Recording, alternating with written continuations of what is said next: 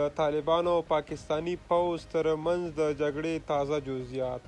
د شنبې په ورځ طالب اروپکو د پاکستاني سرتیرو پر پوسته برید وکړ چې پکې 8 تنه سرتیري ووژل شول او 15 تنه نور ټپیان شو. په ځوابي برید کې 15 تنه طالبان هم وژل شوي دي.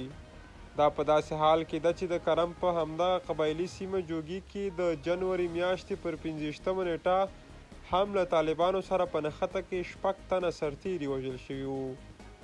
په عین وخت کې امنیتي ځواکونو ادعا کړې ده چې د جوګي سیمې کنټرول یې په لاس کې اخیستی دی.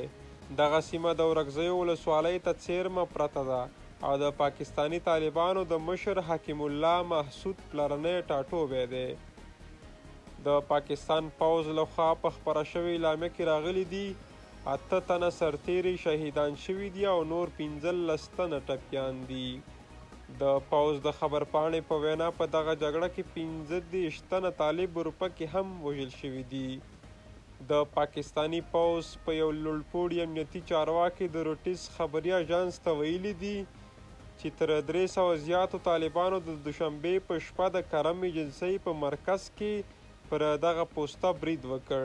تر اوسه پورې کومې ازادې سرچینې د پیښې مرګ ژوبله نه ده تاییده کړې ځکه چې په نوموړي قبایلي سیمه کې د طالبانو او القاعده د خبریالانو او مرسته کوونکو ادارو کارکوونکو لپاره کار کول ستونزمن کړي دي. پوځي چارواکو زیاته کړې ده چې په سیمه کې تر سهار وختي پورې درنه جګړه روانه وه. د پاکستان په دغه قبایلي سیمه کې تیر کال د پوځ د اورپکو پر ضد ځمکني عملیات پیل شوي وو. دغه قبایلي سیمه چې له افغانستان سره ګډه پوله لري د اورپکو او القاعدې شبکې پوخ سنګر ګڼل کیږي.